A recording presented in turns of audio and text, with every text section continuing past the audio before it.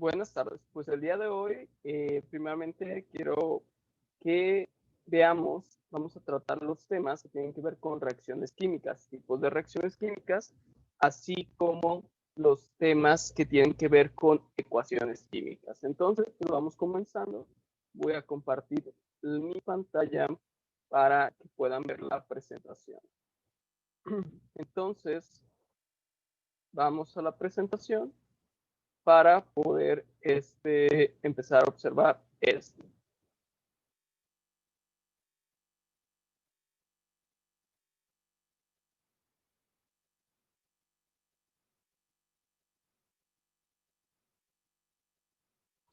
Bien, entonces aquí estamos observando lo que tiene que ver con tipos de reacciones químicas. En los tipos de reacciones químicas, pues tenemos que va a haber varias clasificaciones y definiciones. La definición de una ecuación química es un proceso en el que una o más sustancias se transforman en otras sustancias totalmente diferentes. Por lo tanto, aquí vemos también que se va a clasificar en diferentes tipos, lo que son composición o síntesis, descomposición o análisis, desplazamiento o sustitución y doble sustitución o intercambio. Sí, estos son nombres, van a ser con los cuales vamos a encontrar la definición de estas reacciones. Por lo tanto, vamos a ver de qué trata cada una de ellas. Pero aquí solamente lo vamos a ver de una forma rápida para desarrollarlas en las siguientes diapositivas. Entonces, la composición o síntesis es aquella en donde dos o más sustancias se unen para formar un solo producto. Si se acuerdan, en lo que veíamos las clases pasadas, vamos regresando un poco, veíamos que una reacción química iba a estar representada por reactivos o materias primas, se puede decir, reactantes también, y estos se van a transformar. Esta flecha es la que nos va a indicar una transformación. Una vez que tengamos esta transformación, pues tendremos productos como resultado, ¿sí? Entonces, de esta forma es en la cual vamos a tener esa transformación de la síntesis o composición, que nos dice que pues ya dos o más sustratos se van a transformar en un producto. Por otra parte, tenemos la descomposición o análisis. ¿A qué se refiere esta? Va a ocurrir lo contrario a una síntesis. Entonces, esto ocurre cuando tenemos un compuesto que va a producir dos o más sustancias o productos, ¿sí?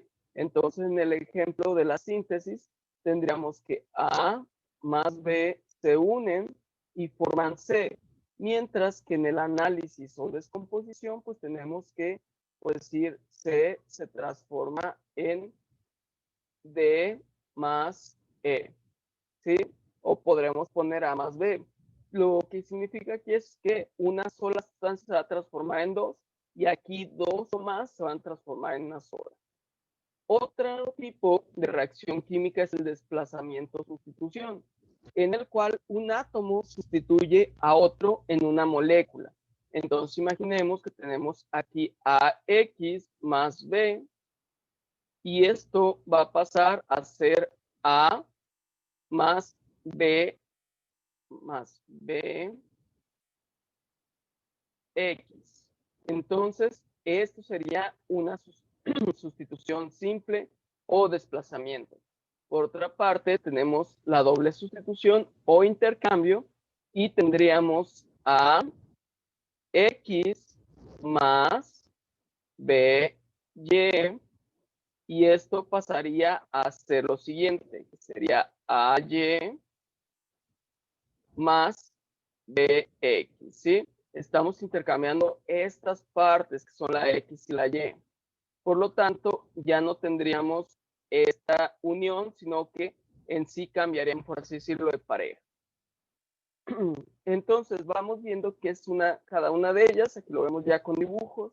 Y vemos que la síntesis donde A y B están reaccionando, van a formar una sola molécula, que en este caso le llama AB, pero nosotros le podemos llamar C a ese conjunto o otro nombre. Por el contrario, cuando tenemos las composiciones de que tenemos una sola molécula que se va a transformar en dos o más moléculas. En el reemplazo simple o sustitución simple, que es lo que tenemos, que una molécula va a estar compuesta por dos, o sea que va a ser la unión de dos moléculas. Sin embargo, va a tener otra molécula que va a reaccionar como un sustrato y al final, como producto, tendríamos la unión de una de esas dos moléculas unidas con el otro sustrato. ¿Sí? En este caso es AC más la otra parte de la primera molécula que es B. Por otra parte, el doble reemplazo o doble sustitución, vamos a tener que en este caso A, que está unida a B, va a reaccionar con C que está unido a B y van a formar esta nueva unión que es A con C. Entonces, fijan, esta parte está viajando con esta parte de la otra molécula y B, que es la segunda parte de la primera molécula, viaja con D, que es la segunda parte de la segunda molécula. Entonces, aquí lo que vamos a tener es un intercambio de parejas. Imagínense que pues está un baile, que están bailando dos parejas.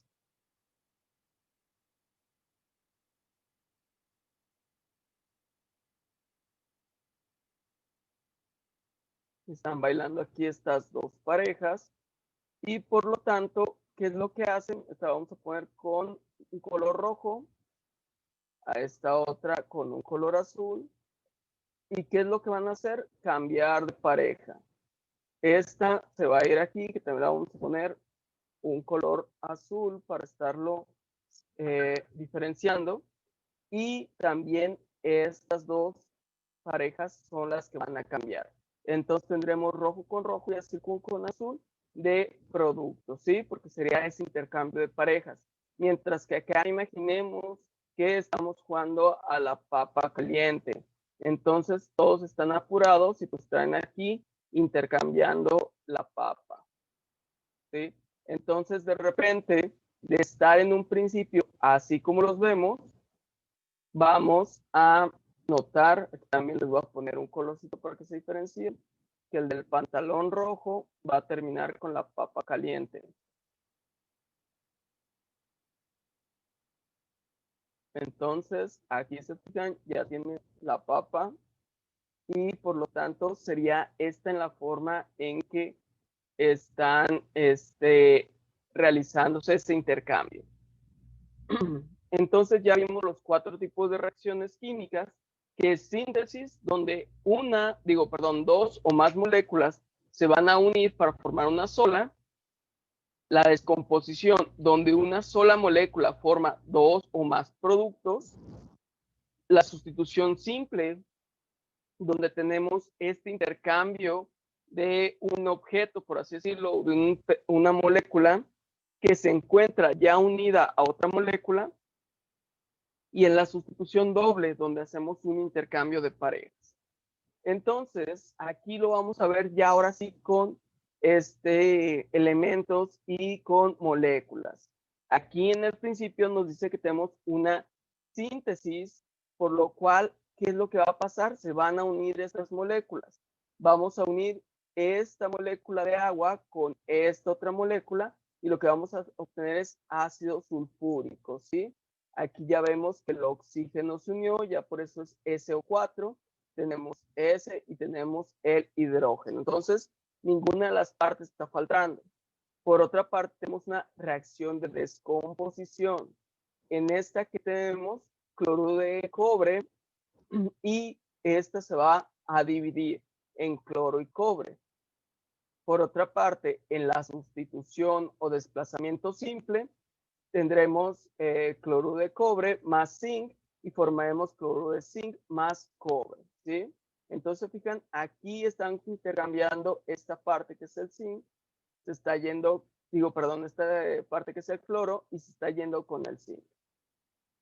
En la otra es sustitución doble o intercambio. Recuerden que lo podemos encontrar de las dos formas. Y aquí tenemos cloruro de sodio, que lo vamos a partir, y nitrato de plata. Al momento que dividimos esto, veremos que la plata se va con el cloro, mientras que el nitrato se va con el sodio, formando así nitrato de sodio y cloruro de plata. Entonces, es como está pasando una reacción de intercambio. Sin embargo, existen otras que se les llama de neutralización.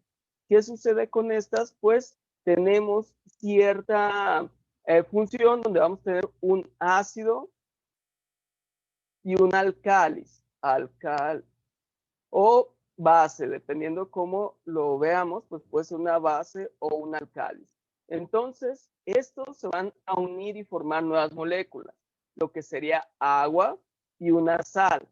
¿Sí? Entonces, fijan, aquí estamos intercambiando el cloro y el sodio para formar cloruro de sodio, y por otra parte tenemos hidrógeno y un ion oxidrilo, por lo cual vamos a obtener una molécula de agua. Entonces, se fijan, esta es la aplicación de lo que son los tipos de reacciones y cómo sucedería. Entonces, viendo estas definiciones, podemos llegar a muchas otras, como es el caso de las reacciones de síntesis. Bueno, en este caso solamente estaríamos dando más ejemplos, perdón, y veríamos aquí que nos dice que A más B se une para dar AB. En este caso tenemos aluminio, tenemos oxígeno y vamos a formar óxido de aluminio.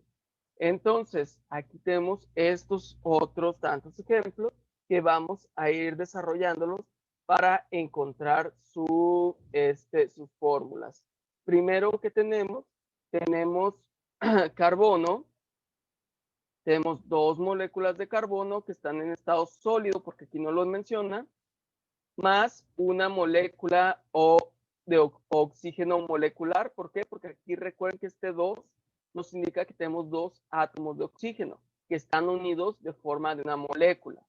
Y los dos se encuentran en estado gaseoso. Bueno, más bien la molécula se encuentra en estado gaseoso. Entonces, aquí como lo veríamos, pues que está así, más o menos, un oxígeno pegado a otro oxígeno. Y esto a su vez va a formar monóxido de carbono en estado gas. Entonces, esa sería la primera reacción de lo que sería síntesis. Para la segunda tenemos una molécula de agua y una molécula de óxido de magnesio. Entonces, aquí, ¿qué estaríamos formando?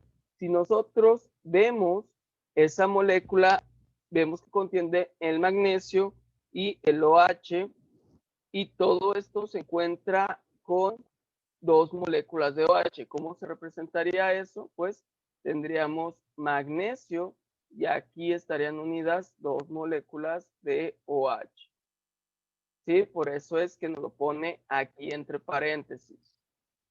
Entonces, el hidróxido de magnesio, que es el resultado, proviene del óxido de magnesio y nos da hidróxido de magnesio, ¿sí? Entonces, aquí ya estamos tomando en cuenta, pues, la nomenclatura. Y déjenme borrarlo para que quede espacio de las demás explicaciones. Entonces, aquí tendríamos monóxido de carbono.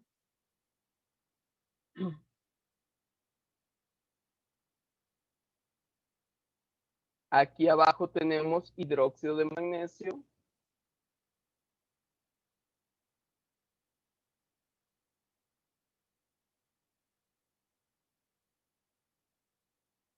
Hidróxido de magnesio. Y después tendríamos sulfato de magnesio. Entonces, en la última, ya dijimos que va a ser un sulfato de magnesio, lo que nosotros tendríamos como resultado. Y por lo tanto, en este caso, vamos a tener primero óxido de magnesio en estado gaseoso y vamos a tener sulfito en estado gas. Entonces, aquí lo que vamos a checar, pues, perdón, es óxido de azufre. Este es óxido de azufre. Una disculpa. El óxido de azufre, o aquí, o trióxido de azufre, dependiendo cómo lo nombremos, pues va a ser esta molécula que es un azufre unido con dobles enlaces a los oxígenos, ¿sí? Aquí vamos a tener esta conformación tan especial. y pues vamos a tenerlo unido con lo que sería el óxido de magnesio para formar sulfato de magnesio. Entonces, en este caso, el óxido de magnesio, ya saben, va a reaccionar con el trióxido de azufre y va a formar sulfato de magnesio en estado sólido. Se fijan, son dos gases que van a formar un sólido. Ahora, una reacción de descomposición, ¿qué nos indica? Nos indica que una molécula se va a dividir en dos. Entonces, vamos a hacer los mismos ejercicios que en los ejemplos anteriores. Para lo cual, pues, necesitamos ver qué moléculas tenemos.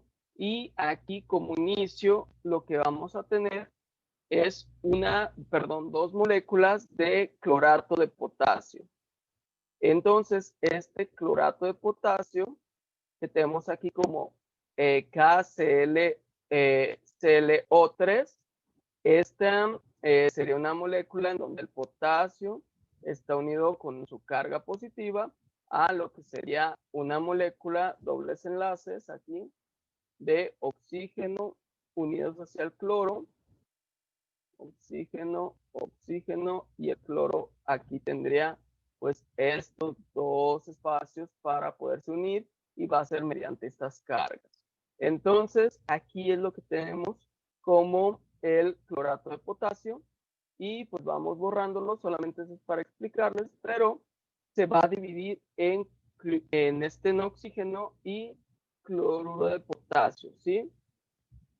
En este caso, pues tenemos esta molécula de cloruro de potasio y, bueno, más bien 2 moles de cloruro de potasio más 3 moles de oxígeno molecular. Entonces recordemos que cuando veamos en la estructura de lo que eran las ecuaciones químicas, vamos regresando, veíamos que tenían ciertos componentes. A ver, no viene aquí, aquí viene.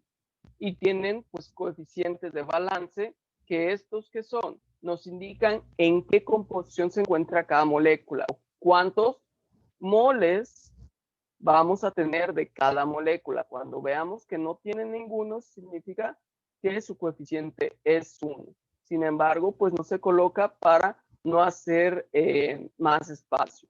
Entonces, aquí este hidrógeno molecular pues tendría un coeficiente que nos indica que es un mol. Pero recordemos, un mol son 6.022 por 10 a la 23. Podemos encontrarla con esta notación, podemos encontrar también así, que significan lo mismo. Esto, la E lo que nos está representando es esto, 6.022, y la E representa por 10 a la 23.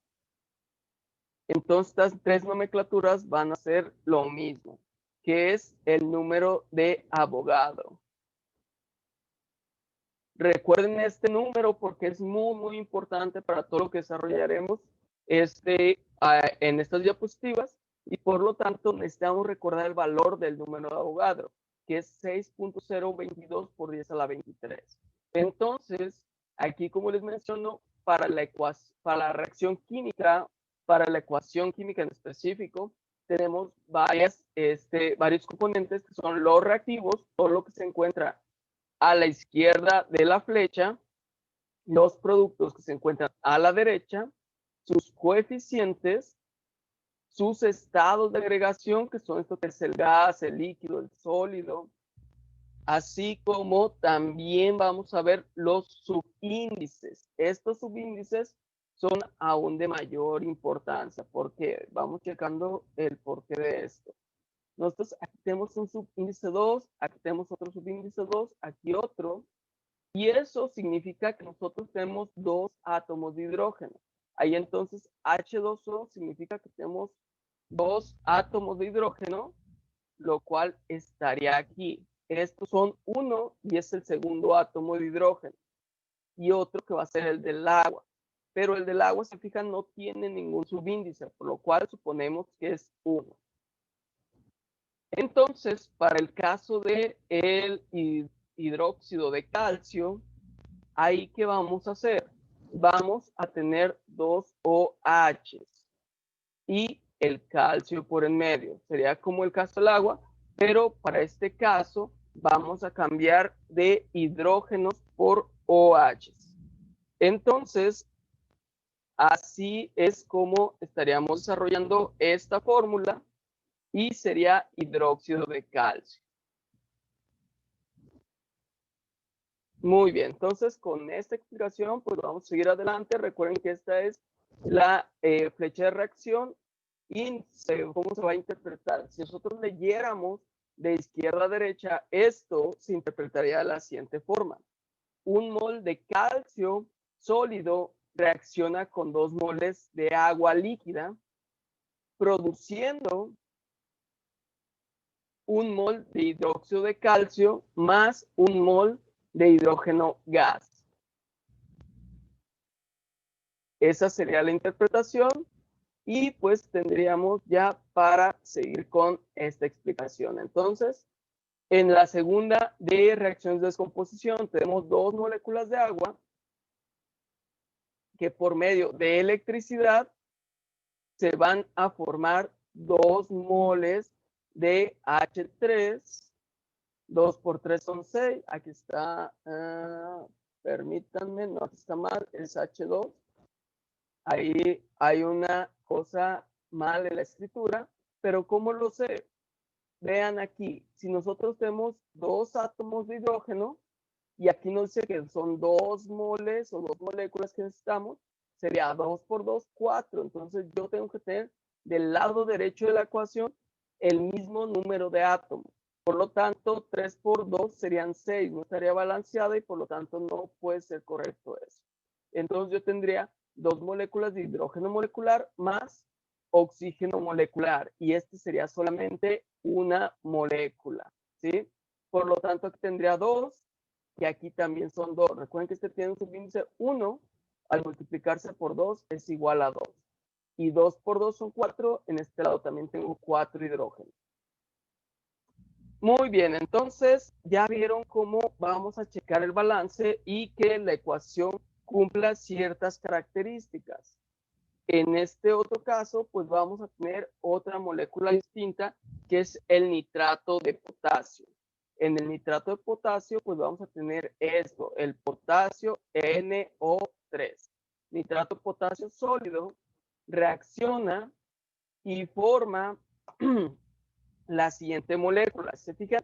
Es muy parecida al nitrato de potasio, pero aquí va a tener un 2 en vez de un 3 y eso va a cambiar ya su nombre, por lo cual este se llamaría de ser nitrato de, pues aquí lo voy a poner así nada más, se convertiría en nitrito. De todas formas, esto lo vamos a ver posteriormente en los temas de química para checar cómo serán estas nomenclaturas, porque de aquí de ser un número 3 pasa a un número 2 y se llama ahora, en vez de nitrato, nitrito. Después vamos a tener el oxígeno molecular en forma de gas. Entonces, se fijan, aquí un sólido se va a transformar en un, más bien vas a liberar un gas y va a quedar un sólido, pero que ya no es el mismo que antes. Bien, ahora si nos basamos en las reacciones de desplazamiento, tendremos que son aquellas en las que los elementos reemplazan a otro en un compuesto. Por lo tanto, tenemos el clásico ejemplo de A más BX nos da como resultado o con productos a X más B. ¿Sí? Entonces, en este caso, pues tenemos el magnesio que va a ser sólido y vamos a tener, por otro lado, la siguiente molécula, que es lo que conocemos como sulfato de cobre, ¿sí? El sulfato de cobre por este lado, y los dos, al tener reacción, pasarían a sulfato de magnesio más cobre sólido, ¿sí? Entonces, fijan, aquí todos son sólidos y van a tener solamente un intercambio de este grupo, de este sulfato. Entonces, ¿qué otra ejemplo tenemos, pues aquí, este no se alcanza a ver mucho, pero lo voy a escribir aquí, que sería el hierro sólido más sulfato de cobre, igual, estamos en el sulfato, y esto está en solución acuosa. Va a pasar a sulfato de hierro más cobre. Entonces, de esta manera, pues podemos ver lo que es la reacción de desplazamiento.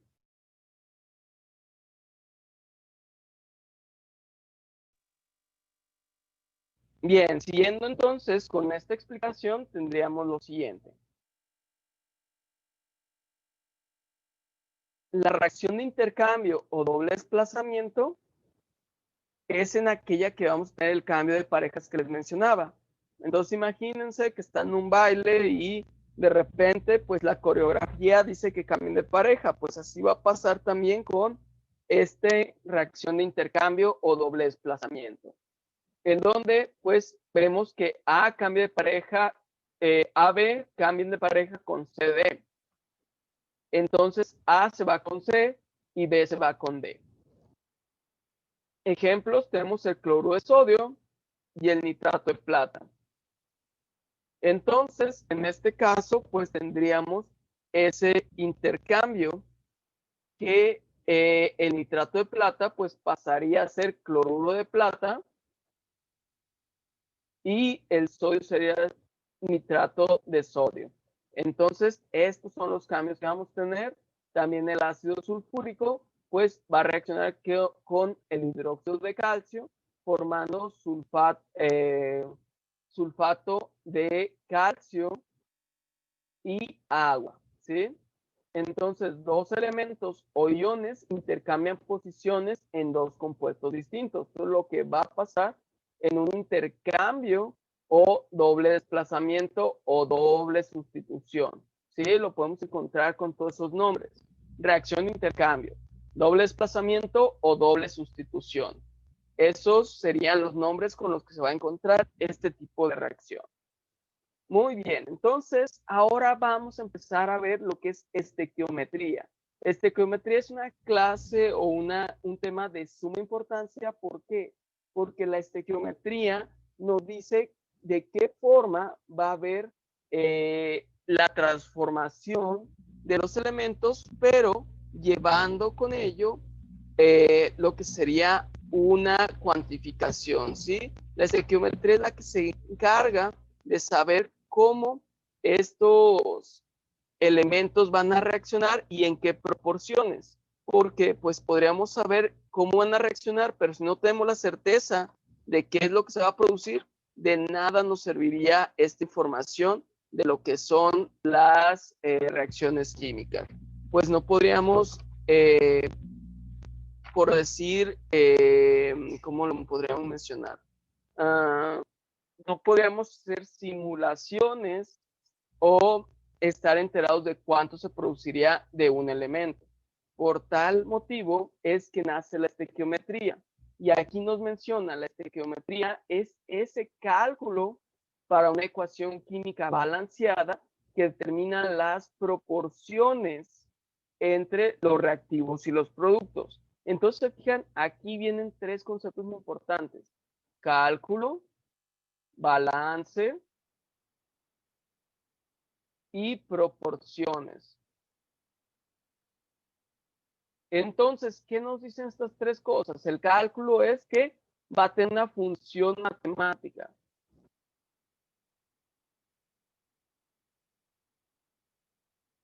El balance también se refiere a las matemáticas y nos dice que debe haber un equilibrio. De aquí donde se da la reacción, tiene que haber pues la misma cantidad de masa en un lado que en otro. Y la proporción es cómo se va a distribuir esta masa, por así decirlo. Entonces, el balance en la ecuación química obedece los principios de conservación y los modelos atómicos de Dalton, como por ejemplo la ley de conservación de la masa, que pues ya sabemos que estipula que la masa no se crea ni se destruye, solamente se transforma, por lo tanto, la masa de reactivos es igual a la masa de productos. Y en este sentido, la ecuación debe tener igual peso en ambos sentidos. Imaginemos que es como una balanza, tenemos aquí, nos están balanceando, y en ambos sentidos tenemos que tener el mismo peso. Si de repente vemos que esta balanza baja de un lado, ya nos indica que no hay un balance y por lo tanto esta ecuación no está bien proporcionada y los datos que nos va a ofrecer en su cálculo van a ser erróneos. Entonces, se fijan aquí, se determina la masa de ácido clorhídrico necesario para preparar 220 gramos de CO2.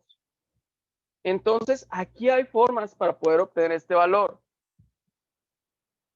Tendríamos que hacer una transformación, pero más adelante vamos a ver esto. Sin embargo, nos sirve esa imagen para saber qué podemos hacer con la estequiometría, hasta dónde nos va a llevar. Bien, para comenzar con la estequiometría, vamos a comenzar por las leyes ponderales. ¿Sí? Las leyes ponderales son aquellas leyes que fijan la relación entre las masas que se involucran en una reacción y pues en ella se les llama ponderales porque se decía que eran aquellas que se podían pesar. Era esto que nos estaba asegurando que eran reales estas leyes que se proponían. Y los aspectos fundamentales de los cálculos estequiométricos se basan en estas leyes ponderales y pues de ellas tenemos varias leyes ponderales de importancia. Entonces, las leyes ponderales de la masa de Lavoisier pues se realiza en 1789 y nos dice, en toda reacción química, la suma total de la masa de reactantes es igual a la suma de la masa de los productos. Aquí, reactivos o reactantes es lo mismo. Por eso es que les digo que la masa de reactivos va a ser igual a la masa de productos. Por ello, esto hay conservación de masa. Y nos diría que la masa no se crea ni se destruye, solamente se va a transformar.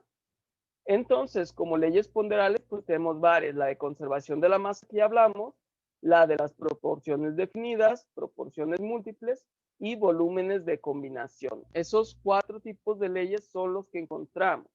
La ley de proporciones definidas, que era la siguiente, se puede decir como ley de las proporciones definidas, proporciones fijas o proporciones constantes, y es determinada por Proust en 1799 y pues lo podemos encontrar como ley de Proust o ley de las proporciones definidas. Y nos menciona cuando 2 o más sustancias se combinan para formar un determinado compuesto, lo hacen siempre en una relación o proporción definida. Entonces, aquí como resumen tenemos las sustancias que participan en una reacción química lo hacen en una proporción constante, por eso es de que se llama proporciones definidas, proporciones fijas o proporciones constantes. ¿Y qué significa esto? Imaginemos que tenemos agua. Agua es igual a H2O, pero ¿esto de dónde sale?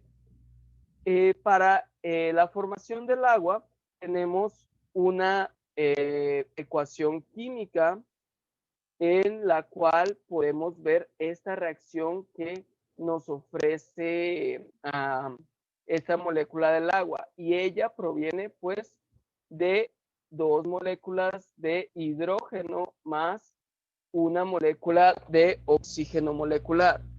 Ello nos da lo que se conocería como agua. ¿Sí? Aquí lo estoy escribiendo al revés. No importa, es lo mismo, solamente tenemos que seguir el sentido de la flecha, pero lo más normal es que lo encontremos de esta forma. Entonces, yo si junto 3 moléculas de hidrógeno más una de oxígeno molecular, pues igual obtendré una molécula de agua más un hidrógeno molecular, ¿sí? ¿Por qué? Porque solamente voy a necesitar esto para poder formarla. Si yo coloco el doble, por decir 4 moléculas de hidrógeno más 2 moléculas de oxígeno, pues ahí sí me formarán lo que son 2 moléculas de agua, ¿sí? Entonces, fijan, siempre va a ser en una forma constante, ¿sí? Se van a combinar en una forma constante que pueden ser múltiplos, pero siempre va a ser de la misma forma. No vamos a alterar la molécula porque pongamos más elementos, pues van a tender a hacer esta unión que es única. Entonces, de aquí sale otra ley, que es la ley de las proporciones múltiples. La ley de Dalton o proporciones múltiples. ¿Cómo la vamos a encontrar? Aquí tenemos los dos nombres, ley de Dalton, ley de las proporciones múltiples. Y nos dice la razón entre los pesos de un elemento que se combina con un peso fijo de un segundo elemento cuando se forman dos o más compuestos es una razón entre los números enteros sencillos. Entonces, se fijan, pues suena medio raro y complicado.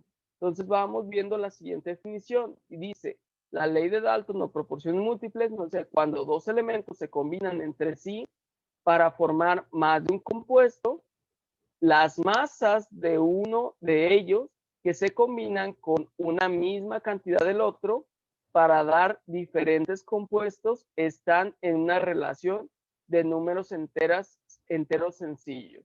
Entonces, ¿qué significa todo esto? Porque de repente también tiende a no entenderse. Y pues sería que cuando dos elementos se unen para formar una serie de compuestos, entre ellos hay múltiplos de una masa. Aquí lo podemos ver. Este se está manteniendo constante el nitrógeno, pero aquí el oxígeno, en el primer ejemplo, tenemos solamente una molécula. Después tenemos dos moléculas. Entonces, fijan, aquí va lo de números enteros sencillos. Vamos aumentando el número de oxígeno, pero lo va haciendo en una forma de números enteros. Notemos que de repente diga un nitrógeno más 0.5 oxígeno, ¿sí? En estos casos es cuando vemos la diferencia.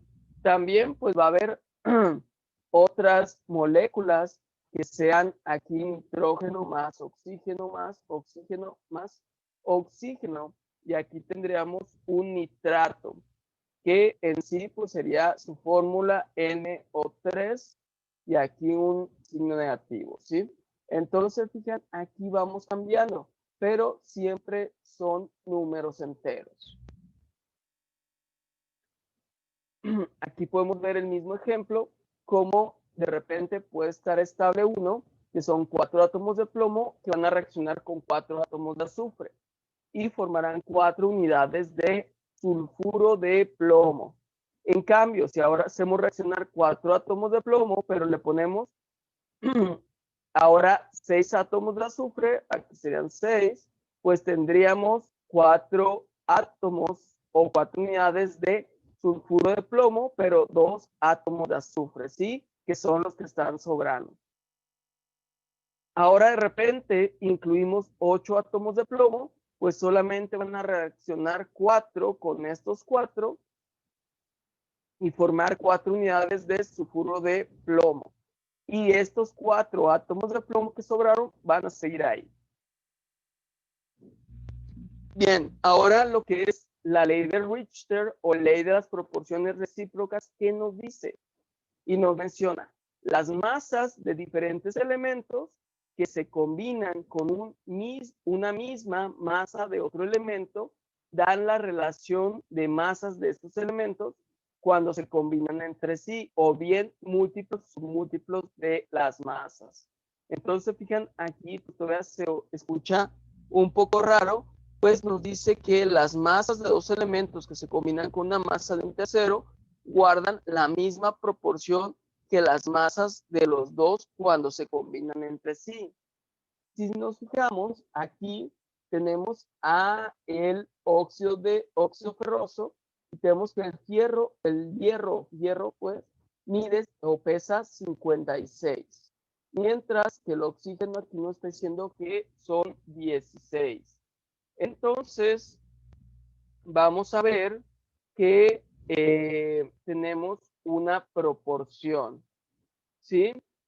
Esto, ¿dónde lo vamos a encontrar? Pues su peso lo vamos a encontrar en las tablas periódicas del oxígeno, que nos va a decir que es 15.9999, pero para manejarlo de forma sencilla vamos a redondear a 16.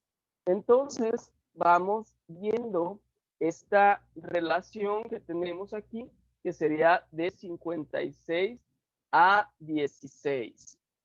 Entonces, esa va a ser una relación del hierro contra el oxígeno. Entonces, vamos a tener que, pues, es una relación de 3.5 a 1, ¿sí? Este hierro tiene 3.5 veces mayor peso que este oxígeno.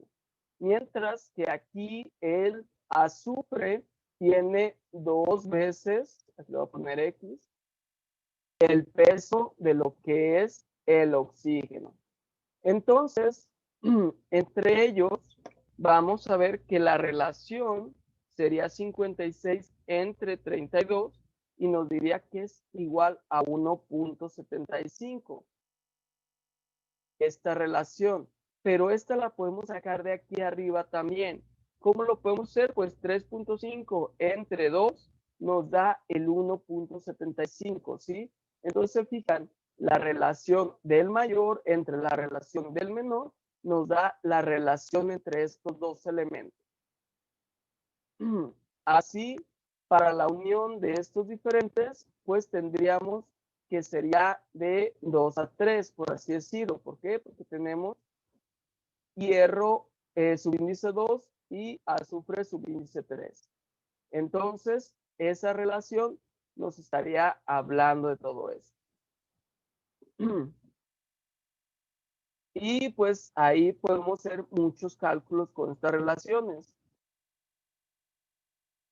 Entonces, con estos datos, pues podemos seguir en la explicación de lo que es estos temas y vamos checando entonces qué otras relaciones tenemos.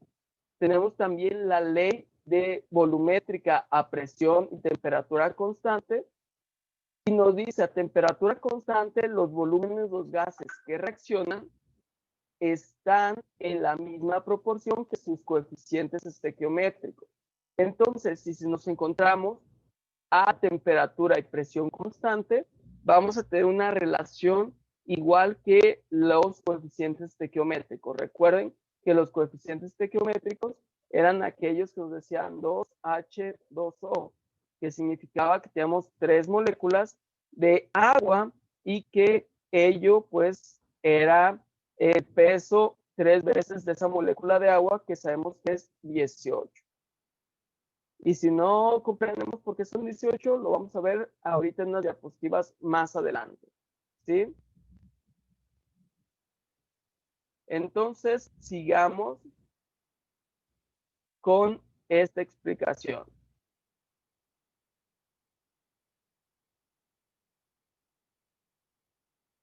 Bien, entonces nos sigue diciendo la ley de Gay-Lussac que en un volumen constante de gas, la presión que se ejerce en las paredes del recipiente es proporcional a la variación de temperatura. Aquí se fijan, en un principio hablábamos de temperatura y presión constante. Sin embargo, si la temperatura o la presión no son constantes, se va a modificar estas variables que son temperatura y presión. Entonces, o volumen, dependiendo de con qué de ellos estemos jugando. Entonces, en este caso, nosotros al aumentar la temperatura, haremos que la presión aumente. Si en cambio disminuimos la temperatura, haremos que la presión también disminuya. ¿Esto por qué? Recordemos que cuando veíamos el acomodo molecular de los estados, veíamos que en el estado gaseoso iban a estar muy distanciadas las moléculas unas de otras. Entonces, esto se iba a deber a la energía que tenían. Ahora imagínense que ponemos más energía en estas moléculas, pues de repente vamos a ver que estén aún más distanciadas. ¿Y que estamos haciendo además? Que aumenten su velocidad. Por tal motivo, al aumentar la energía calorífica, vamos a aumentar la energía de las moléculas y con ello su movimiento, teniendo así de resultado que habría más choques en las paredes del recipiente.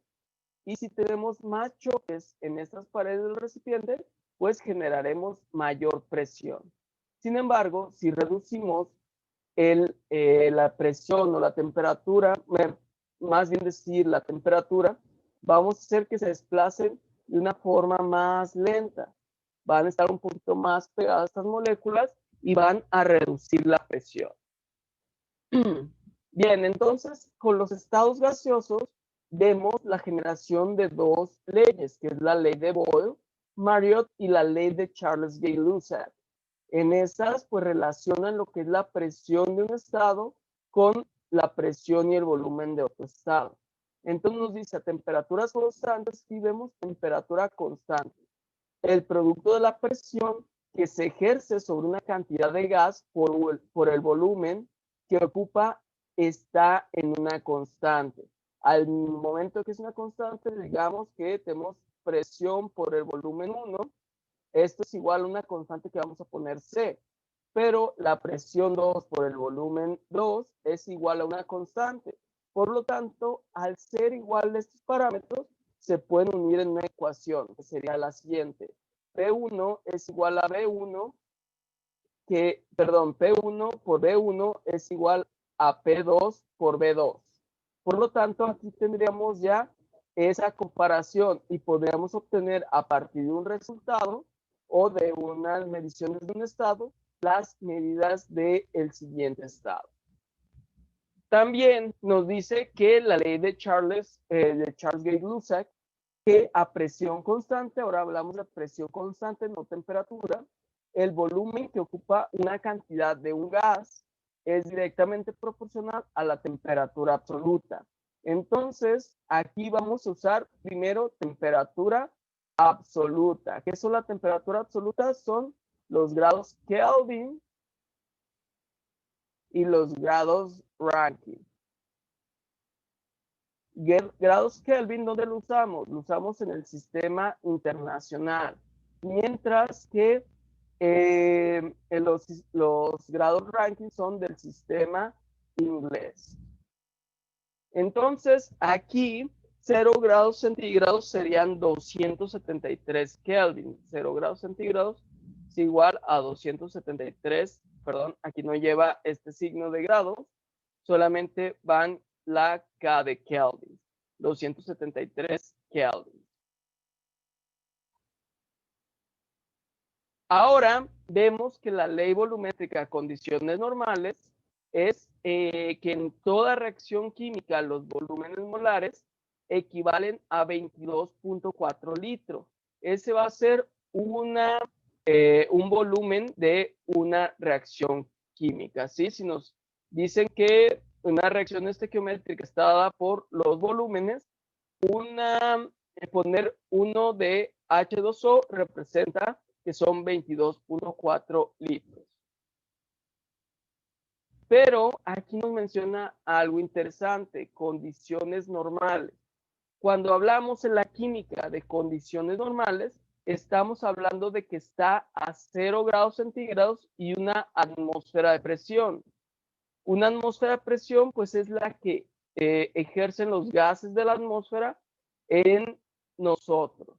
En condiciones estándar, en cambio, cambiamos la temperatura. Ahora son 25 grados centígrados y una atmósfera de presión. Entonces, en condiciones normales serían 0 grados centígrados o 273 kelvins. En el caso de las condiciones estándar serían 298 kelvins o 25 grados centígrados. Entonces, nos habla también de la contracción volumétrica. ¿Qué es la contracción volumétrica?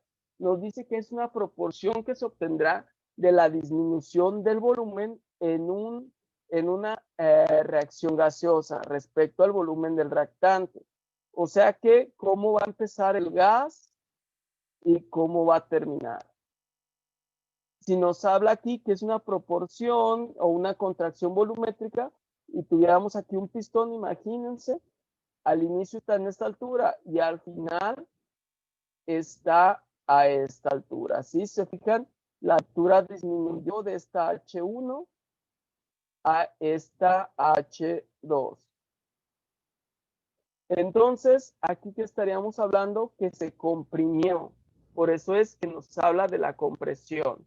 Y la ley completa de los gases se refleja de la siguiente forma, que nos dice que para una cantidad determinada de gas, el producto de su presión por el volumen dividido entre temperatura absoluta es una cantidad constante. Por lo tanto, dos estados que puede llegar a un gas, por decir, aquí es el estado 1 y este es el estado 2, pues van a estar relacionados. La presión por el volumen de la temperatura va a ser determinada como una constante que va a ser igual a la presión por el volumen de la temperatura 2.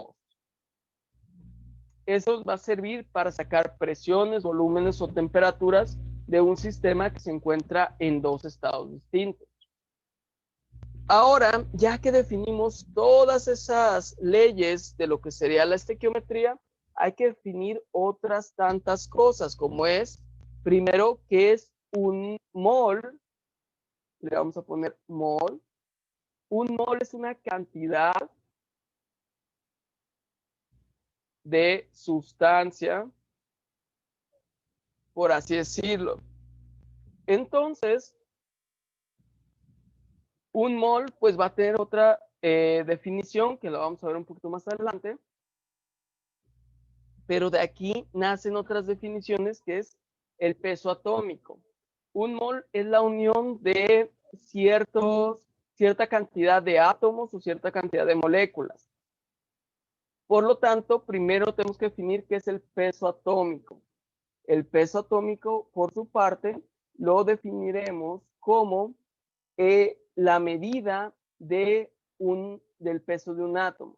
Y dice, se mide en UMAS, que es la unidad de masa atómica, y su valor corresponde a 1/12 del isótopo 12 del átomo de carbono, siendo su masa muy aproximada a la de un protón. La masa atómica del hidrógeno por su parte es 1.007 UMAS. La masa atómica del cobre va a ser 63.54 UMAS, lo cual aquí vamos a encontrar normalmente que una UMA pues tiene una definición, pero también va a ser equivalente en el caso del hidrógeno a decir que 1.007 UMAS es igual a 1.007 gramos por mol. ¿Y qué es este gramos por mol? Nos quiere decir que un mol de la sustancia pesa 1.007 gramos. Entonces, aquí definiendo qué es un mol, tenemos que un mol es 6.022 por 10 a la 23 moléculas o átomos. Pero, ¿qué nos referimos con esto? Porque ya estamos hablando que moléculas, que átomos, que esto y que aquello. ¿Qué es un mol? Imaginemos, déjenme ver, aquí tenemos el número de Avogadro, que es este 6.022 por 10 a la 23, es un número muy grande. ¿Por qué? Imagínense que nosotros hablamos de 1 por 10 a las 6. Aquí fíjense, este es 6 y este es 23. Pero esto es igual a 1.000.000. Y eso es lo que representan el 6, que tiene 6 ceros. Aquí lo vemos. 1, 2, 3, 4, 5, 6 ceros. Entonces ahora imagínense este 23 lo que representa. Son 23 ceros. Ni siquiera lo podríamos entender. Tratemos de escribirlo simplemente para saber el concepto. Tendríamos 1, vamos a escribir ceros, un 0, 2 ceros, 3 ceros, 4 ceros, 5 ceros, 6, 7, 8, 9, 10, 11, 12, 13, 14, 15, 16, 17, 18, 19, 20, 21, 22, 23. Ahí tenemos los 23 ceros que representan este número de Avogadro. Entonces aquí serían miles, aquí millones, miles de millones, billones, miles de billones, y aquí ya tendríamos otra cantidad que la verdad no sé cómo decirles que se pronuncia, pero aquí tendríamos otra. Se fijan, es una cantidad enorme de sustancia o enorme de cosas. Por lo tanto, no sería adecuado estar midiendo un gramo que pesa el hidrógeno entre esta cantidad, 6.022 por 10 a la 23. ¿Se imaginan? La cantidad que aquí queda es muy, muy pequeña. Hagamos la división para saber cuánto pesaría un átomo de hidrógeno. Entonces, tenemos 1 entre 6.022 por 10 a la 23. Y nos dice que es 1, aquí lo voy a poner 1.66 por 10 a la menos 24. Ahora imagínense que en vez de tenerlos aquí, vamos a tener punto y hasta acá un número. Entonces, esa es la diferencia. Eso es lo que nos dice qué tan pequeño es una medida. Y eso serían 1.66 por 10 a la 24 gramos, lo que estaríamos teniendo que pesar para saber cuánto pesa un átomo de hidrógeno. Por eso es de que se decidió mejor tomar esta medida, que es un mol, y pesar moles de sustancia. El carbono, cuando nos dice que pesa 12, es 12 gramos por mol. O sea que un mol de carbono pesan 12 gramos. ¿Por qué? Porque van a diferir en su estructura los átomos. Si son de carbono, son de hidrógeno. Entonces, aquí ya nos dice, para que te hagas una idea, si los 6.022 por 10 a la 23 átomos que hay en 12 gramos de carbono se convirtieran en bolas de 1 centímetro de diámetro, una bolita de 1 centímetro de diámetro, imaginemos una canica, las bolas compactadas al máximo, o sea que estuvieran lo más pegadas posible, cubrirían toda la península ibérica con un grosor de 1000 kilómetros, ¿sí? Entonces aquí estamos viendo lo impresionante que es este número. Y dice, si todos los habitantes de la Tierra contasen los átomos que hay en un mol y estuviesen contando sin parar día y noche, un año seguido, tardarían en contarlos más de 30,000 años, ¿sí? Entonces, esto es lo que nos refleja qué tan grande es un mol. Un mol de pulgas, por decirlo aquí, puestos en filas, darían la vuelta al mundo más de 200 billones de veces. Entonces, hablar de un mol es una cantidad exagerada, enorme, como dirían, totalmente absurda. ¿Por qué? Porque es algo muy grande. Entonces, aquí ya tenemos el peso atómico, que se refiere a cuánto pesa un mol de un átomo. Sin embargo, también vamos a encontrar otro que se le llama peso fórmula. Y dice, es la suma de los pesos atómicos de todos los átomos en una fórmula química. Se le va a llamar peso fórmula o peso molecular. Entonces, bueno, aquí vamos a tener esa definición y en términos generales se aplica una sustancia que está constituida por iones, más por iones que por moléculas individuales. Sin embargo, pues vamos a tomarlo como la suma de todas esas moléculas. Entonces, con peso fórmula la encontraremos cuando son iones, mientras que peso molecular cuando son moléculas. Y de aquí vamos a sacar entonces una definición muy importante. Dejen borrar. Y tendríamos el peso molecular del agua. ¿Qué vamos a hacer para sacar el peso molecular del agua? Primero necesitamos saber qué átomos lo componen. Y aquí vemos que son átomos de hidrógeno y átomos de oxígeno. Tenemos que ver en qué cantidad lo componen. El hidrógeno lo compone en 2 átomos y el oxígeno en un solo átomo. Ahora necesitamos ver el peso de cada uno de estos elementos. Por su parte, ya vimos que el hidrógeno pesa 1 gramo, 1.007, por lo cual redondearemos a 1. Por otra parte, tenemos el oxígeno, que es un átomo de oxígeno que el oxígeno, si vemos en la tabla, nos dice que pesa 15.9999. Por lo tanto, nosotros pondremos aquí 16 gramos. Entonces, ahora, ¿qué vamos a hacer? Multiplicar normalmente. 2 por 1, 2. 1 por 16, 16. Y por lo tanto, vamos a sumar este valor. Y nos daría un valor total de 18 gramos por mol de agua. Y aquí se fijan, volvemos acá al concepto de mol, pero ya no estamos hablando de átomos, estamos hablando de moléculas. Pues recordemos que las moléculas también pueden ser pequeñas o grandes, dependiendo de sus dimensiones. Pero aún así, pues es difícil todavía determinar el peso de una sola molécula, por lo cual determinaremos el peso de varias moléculas, que sería de un mol de moléculas de agua. Por lo tanto, un mol de moléculas de agua nos da como resultado 18 gramos por mol. Aquí tenemos otro ejemplo donde vemos el peso molecular de el CH4 o metano.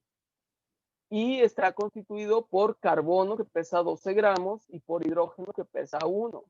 Entonces vamos a poner aquí 12 por 1 más 1 por 4, por lo cual pesaría 16 gramos por mol este metano. ¿Sí? Entonces, de esta forma es como estaríamos determinando el peso molecular.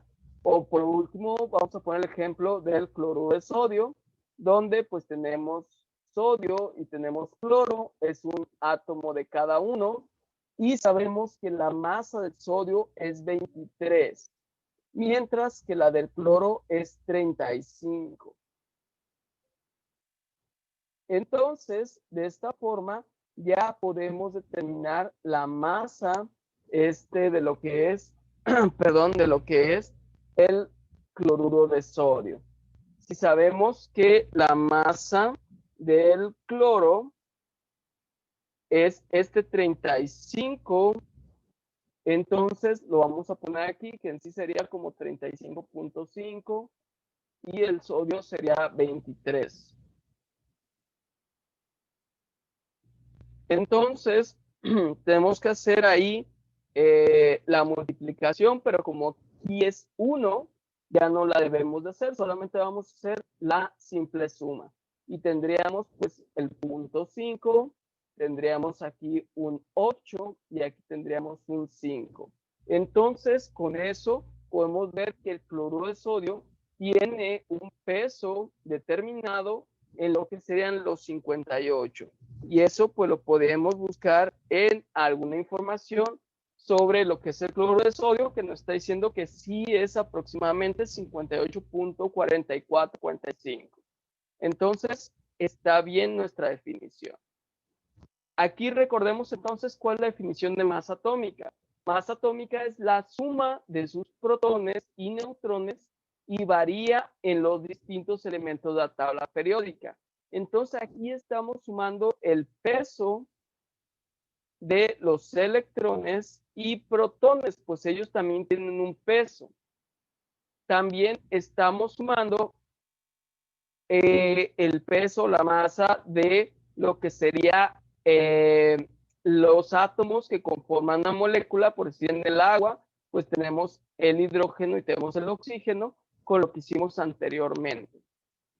Y finalmente lo que es un mol es la cantidad de materia que contiene 6.022, aquí 22, por 10 a la 23 partículas elementales. Ya pueden ser átomos, moléculas, iones o partículas subatómicas.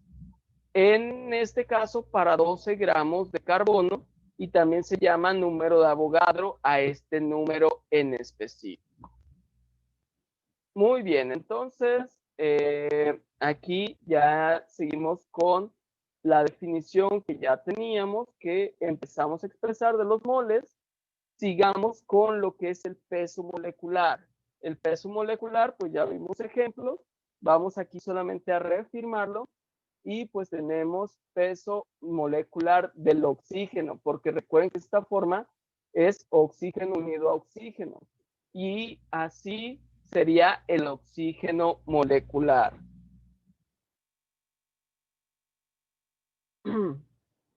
Por lo tanto, aquí también tenemos que determinar un peso, porque ese oxígeno molecular no va a pesar lo que nosotros conocemos como bueno, más bien no es el peso de la molécula que nosotros conocemos, más bien del átomo que nosotros conocemos. ¿Por qué? Porque en este caso estamos teniendo dos oxígenos unidos y el oxígeno molecular, por lo tanto, ya no pesaría 16 gramos. Un oxígeno es igual a 16 gramos por mol. Sin embargo, este oxígeno molecular nos está diciendo que son dos oxígenos y esos dos oxígenos pues pesarían el doble.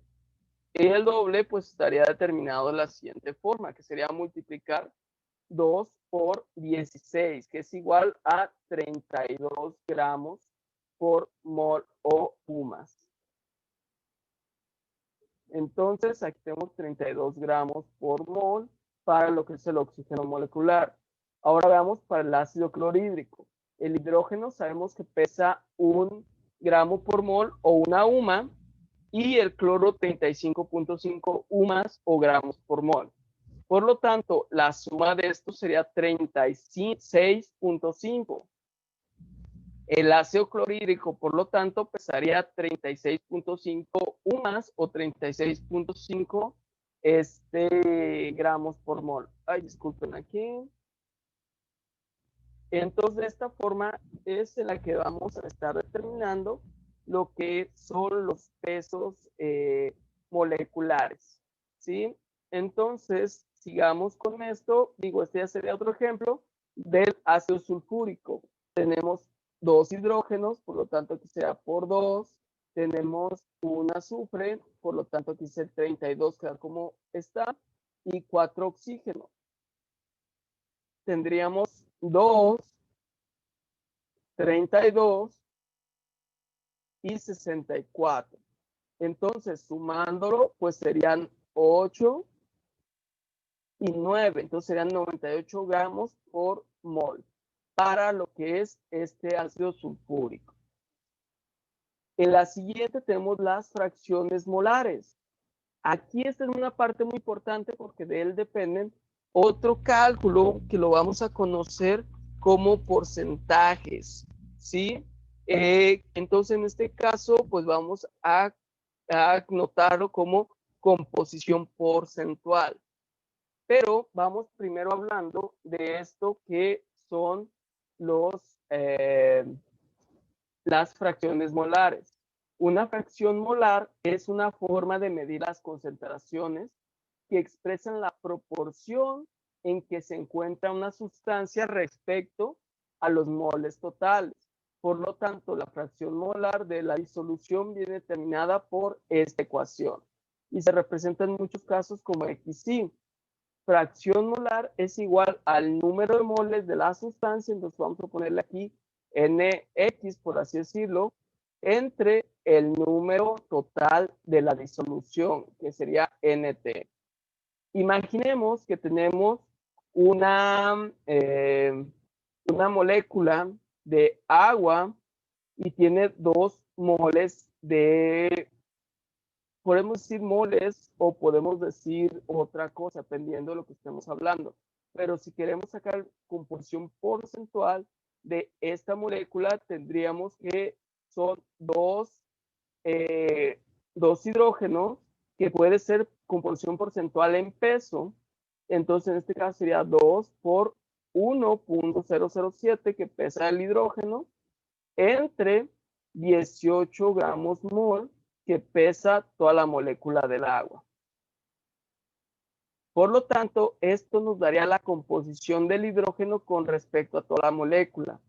Y tendríamos que es 2 entre 18.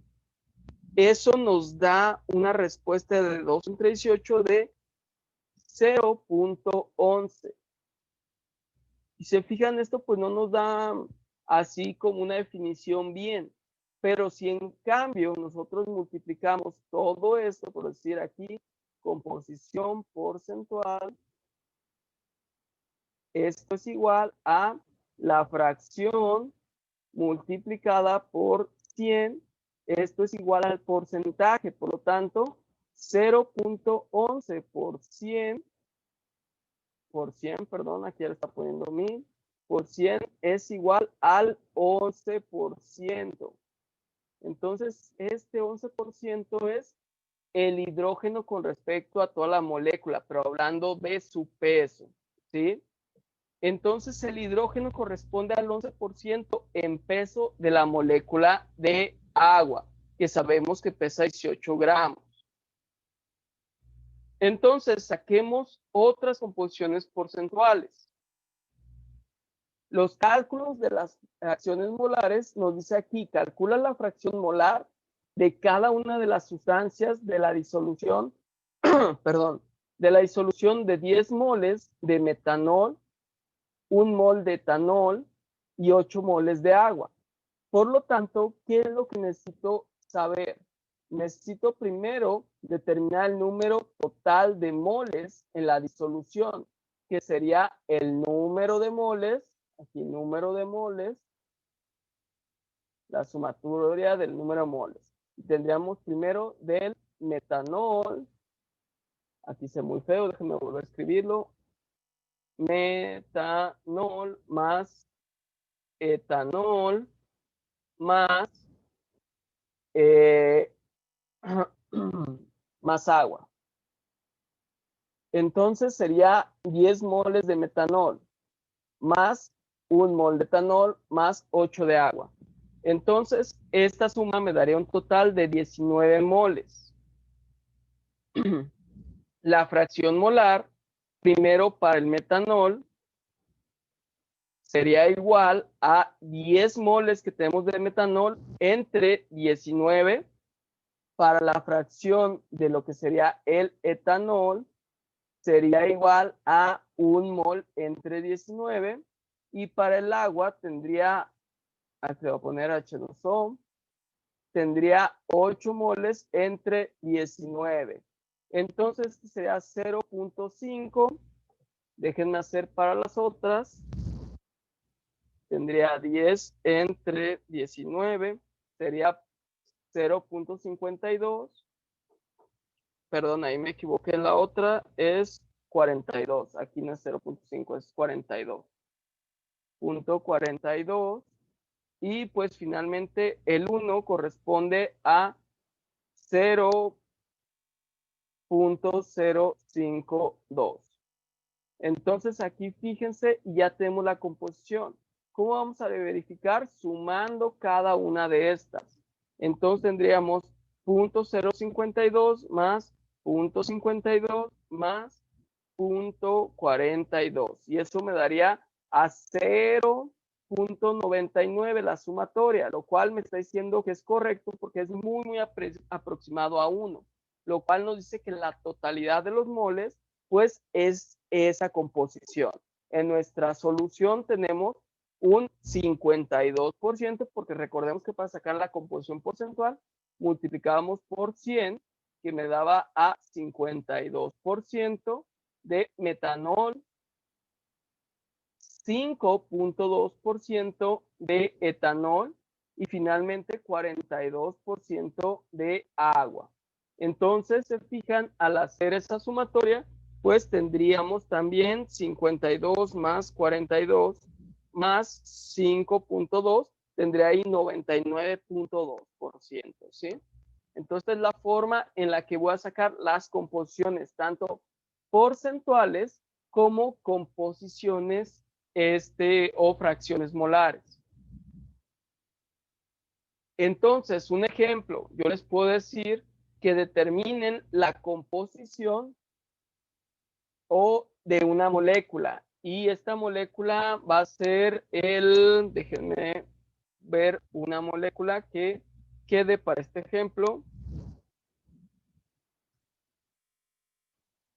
Vamos poniendo la de, ¿cuál veremos importante?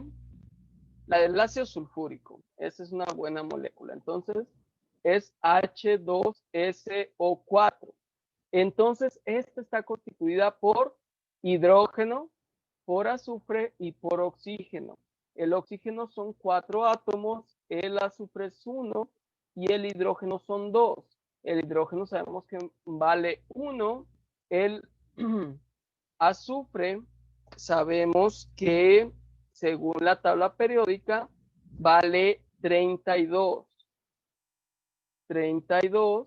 mientras que el oxígeno ya lo determinamos en los ejemplos anteriores y nos dice que nuestro oxígeno pesa 16, 15.99, que lo vamos a redondear a 16. Entonces, al multiplicar, tenemos 2, 32, 16 y 16 son 32, más 32 son 64, y por lo tanto, la suma o el peso molecular, le voy a poner peso molecular para que se acuerden, es igual a, pues, a un valor que es la suma que estamos realizando. Sin embargo, vamos a encontrar a veces tablas de lo que son algunas mezclas o reactivos, y ahí podemos encontrar ácido sulfúrico que nos dice que exactamente su peso es igual a 98. Este es el peso molecular. Entonces, si me preguntan cuál es la composición en peso de esta molécula para cada uno de los elementos, pues ¿qué vamos a hacer? Composición del hidrógeno en el ácido sulfúrico. Esto es igual a el hidrógeno, que es 2, entre 98. Entonces, déjenme todo esto borrarlo para escribirlo mejor acá. Composición porcentual, voy a poner % de hidrógeno en el ácido. Aquí lo voy a resumir así. Entonces sería 2 entre 98, pero como es composición porcentual, por 100. Entonces, hagamos ese cálculo. 2 entre 98 serían 0.2, pero como lo tengo que multiplicar por 100, ya estoy hablando del 2%. 2% del peso es hidrógeno. Ahora para el azufre, ese sería 32 entre 98 por 100. Y esto es igual a hacer la división. 32 entre 98 por 100 es igual a 32.6%. Por lo tanto, el último lo podemos determinar también haciendo el cálculo o haciendo algo más fácil. La sumatoria de estos dos, que sería 32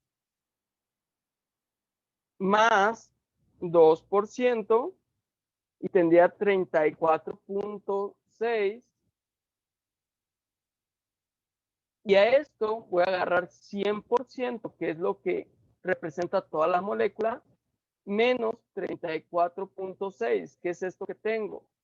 El resultado va a ser la composición o el porcentaje de ese oxígeno. Entonces, aquí voy a poner 100 menos esa cantidad y me dice que es 65.4.